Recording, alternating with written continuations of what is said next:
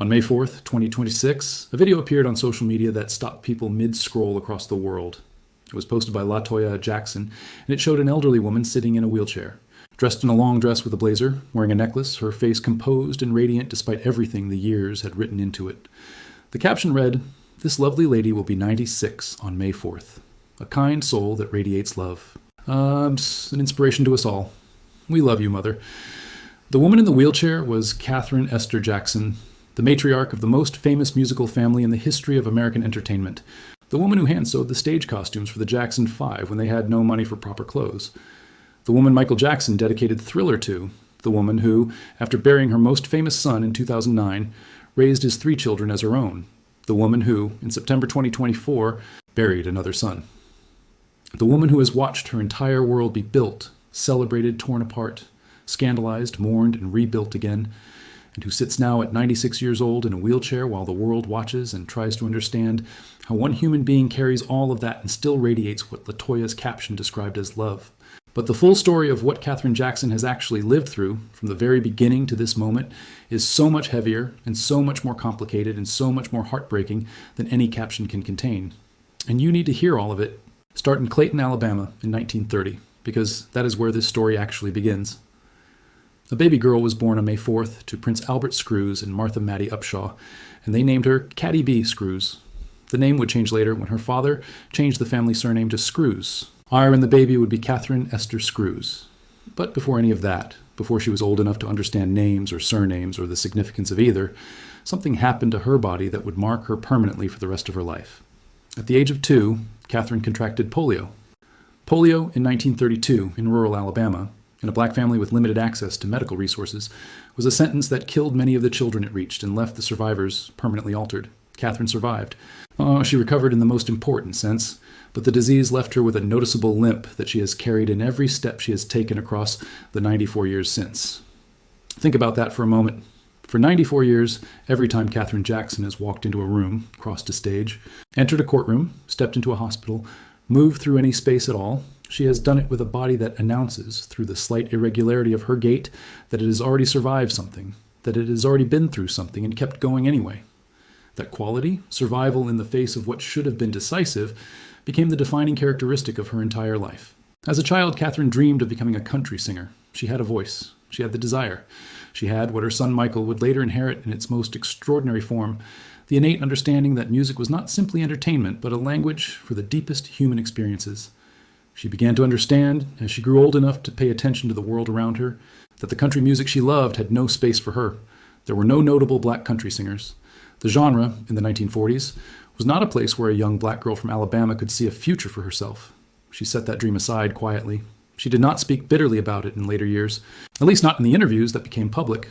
But consider what that specific dream deferred, not because she lacked ability or desire, but because the world had decided who country music was for, did to a young woman who had already survived polio and knew something about fighting for a life that the circumstances kept trying to limit.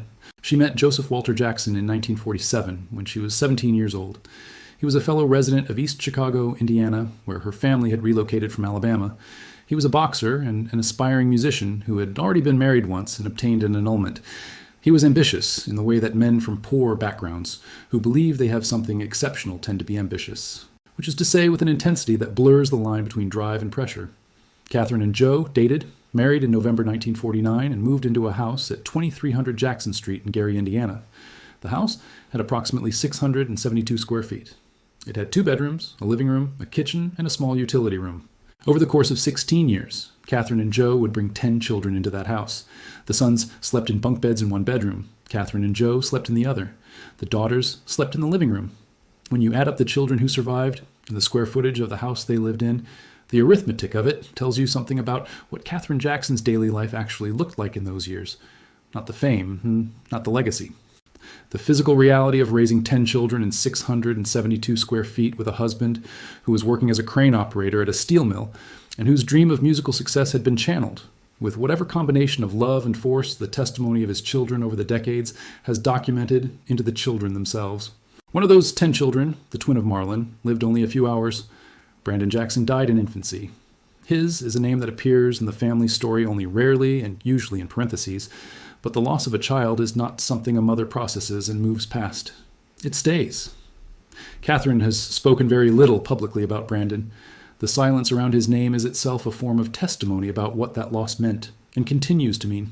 The Jackson 5 happened the way most extraordinary things happen, which is through a combination of genuine ability and a particular kind of relentless parental will that, in retrospect, looks like vision, but in the living of it looks considerably more complicated.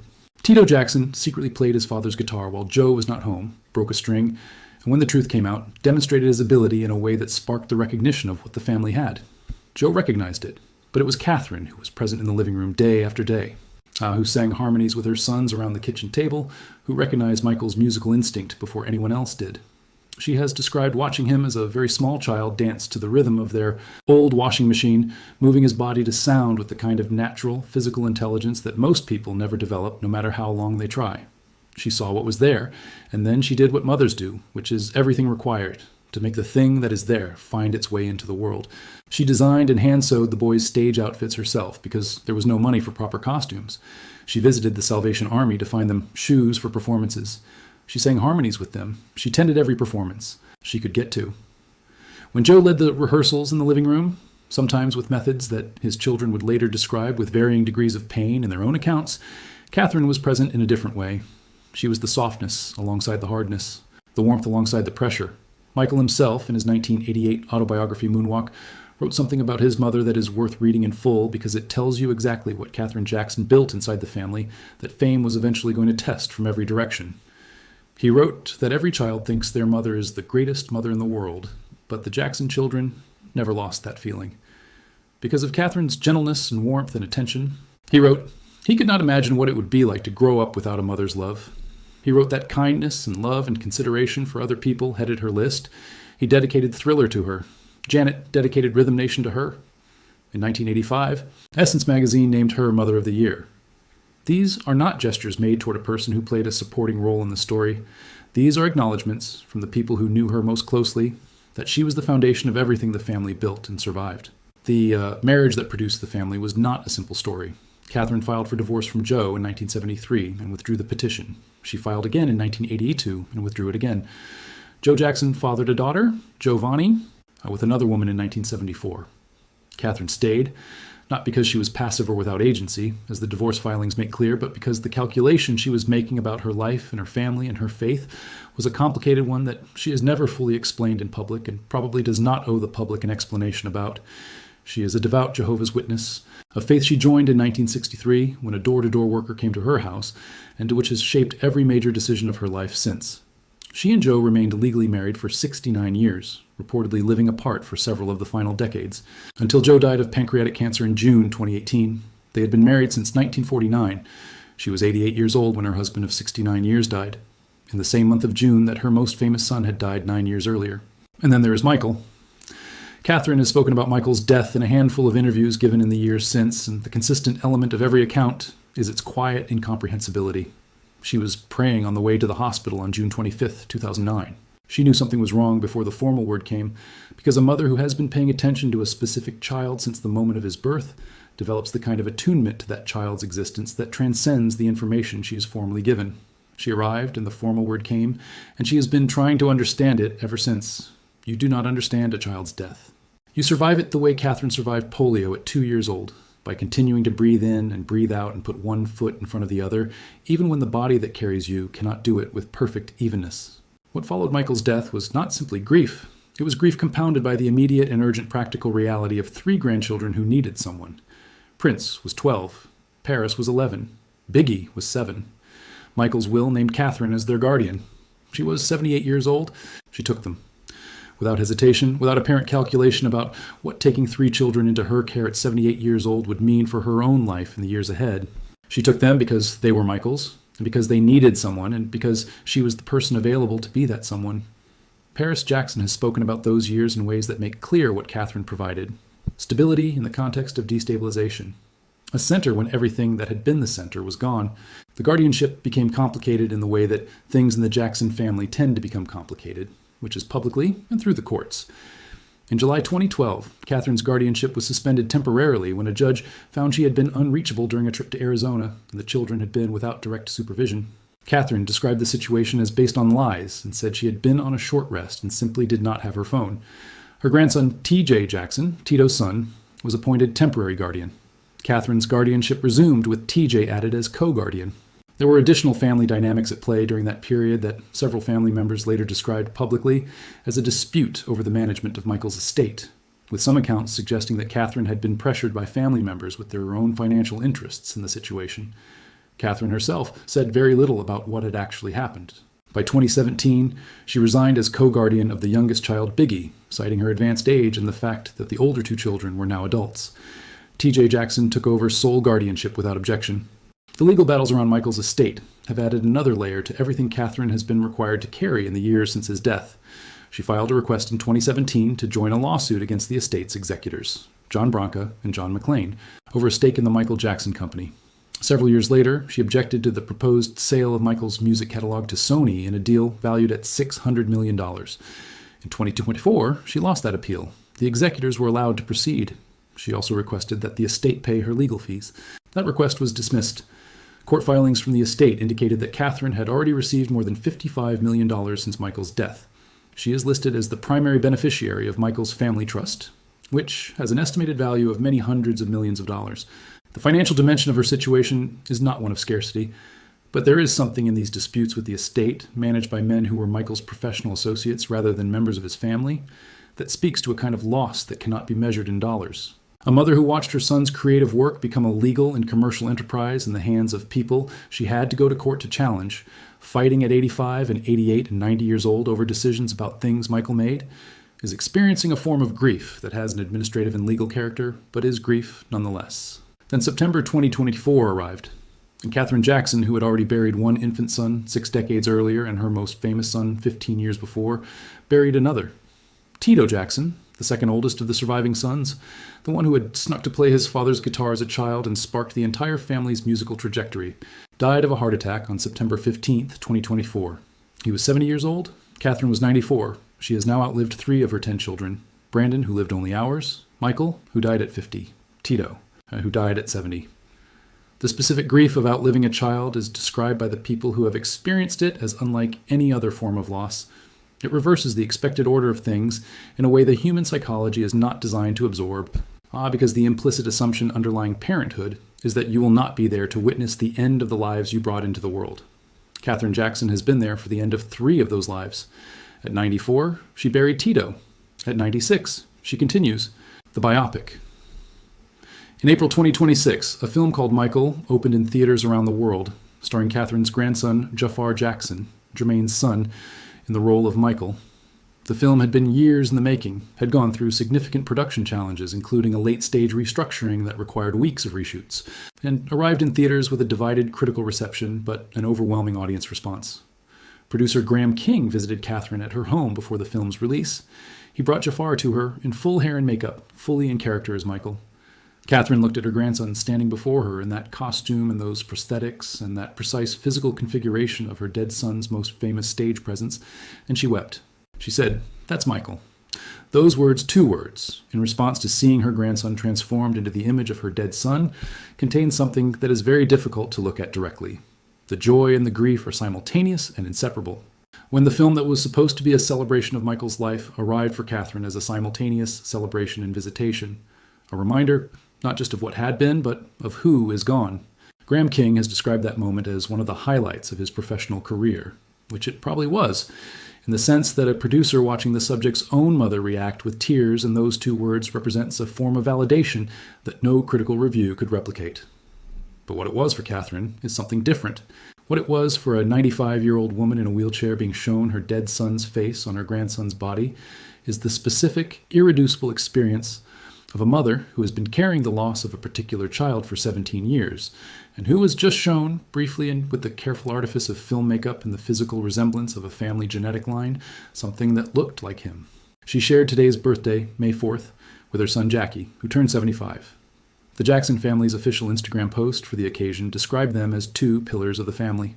Janet Jackson posted a tribute on social media calling her mother the Queen of Queens, writing that Katherine was a beautiful soul who had touched so many lives with quiet wisdom and enduring faith, and love that never falters. Janet asked that God's gentle grace surround her and bring her peace and sweet moments of laughter and the deep comfort of knowing. The description in LaToya's video, posted weeks before the birthday, of Katherine sitting in the wheelchair dressed in her Sunday best at a church service was of someone who looked composed and smiling and present. She shares her birthday with Jackie. She no longer shares it with Tito, who shared it with her for 70 years. Katherine Esther Jackson does not celebrate birthdays for religious reasons. The Jehovah's Witness faith, which she has practiced with genuine devotion since 1963, does not observe birthdays as occasions for celebration. She has lived inside this faith for 63 years. It has shaped how she raised her children, how she has responded to grief, how she moves through a world that has offered her extraordinary joy and extraordinary loss in proportions that most people will never be required to bear. The faith does not protect her from the losses. No faith does. But it provides a framework for continuing to exist inside them that she has apparently found sufficient across 6 decades of needing it. At 96, Katherine Jackson moves through the world in a wheelchair.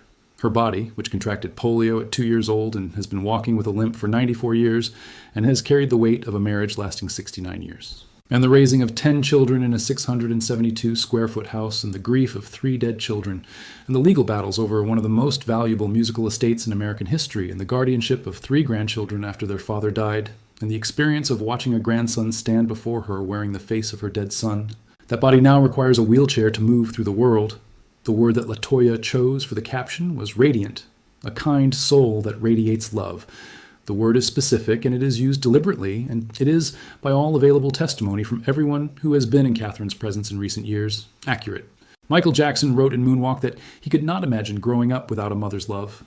He wrote about Katherine's gentleness and warmth and the lessons she taught them about kindness and love and consideration for other people. He wrote that every child thinks their mother is the greatest mother in the world, and that the Jackson children never lost that feeling. He wrote that to him. The greatest thing a person can do is make other people feel wanted and loved and needed. He learned that from Katherine.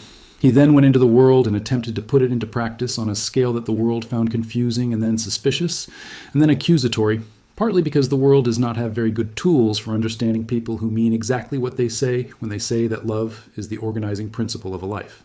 Katherine is still here, at 96, in a wheelchair, dressed in her Sunday best, smiling, present, radiating whatever it is that the people who love her keep trying to describe with words like grace and wisdom and love, that the words are not quite adequate to contain. She has outlived Brandon, who died in hours. She has outlived Michael, who died at 50 with his greatest artistic work still ahead of him. She has outlived Tito, who died at 70 after a lifetime of music that began with a broken guitar string in a living room in Gary. She has outlived Joe, who drove all of them in the only direction he knew how to point them, which was forward, with all the costs that direction carried. She has watched her family become a dynasty and a tabloid story and a legal dispute and a biopic and a box office record. She has watched her grandchildren grow into adults who speak about their father with the specific tenderness of people who were genuinely loved by the person they miss. There's a photograph that circulated around the time of the film's premiere, described by Page 6 as a rare photo of Katherine Jackson. Rare because she rarely appears publicly anymore. Rare because she has chosen, in the years of her greatest age, to live in a privacy that the early decades of her family's fame made impossible. Rare because seeing Katherine Jackson in a photograph now means seeing the entirety of the story, all 96 years of it, contained in the face of a woman sitting in a wheelchair who survived polio and buried 3 children and raised 10, and made stage costumes from scratch, and gave the world Michael Jackson, and has been praying since 1963, and is still, at 96, described by everyone who sees her as radiating something. She turns 96 on May 4th, 2026. She shares the date with her son Jackie, who turns 75. No grand celebration is planned for religious reasons. There's no televised tribute, no red carpet, no stadium concert with her image projected on a screen. Well, just another day for a woman who has survived everything the world threw at her across nearly a century of living, and who is still, somehow, here. The tragedy of Katherine Jackson is real and documented and heartbreaking and true, but it sits alongside something else that is equally real and documented and perhaps even more striking: the endurance. At 96, sitting in a wheelchair, dressed for church, smiling for her daughter's camera, the woman who gave the world Michael Jackson is still radiating exactly what Michael said she taught him: kindness, love, consideration for other people. Still here, still her.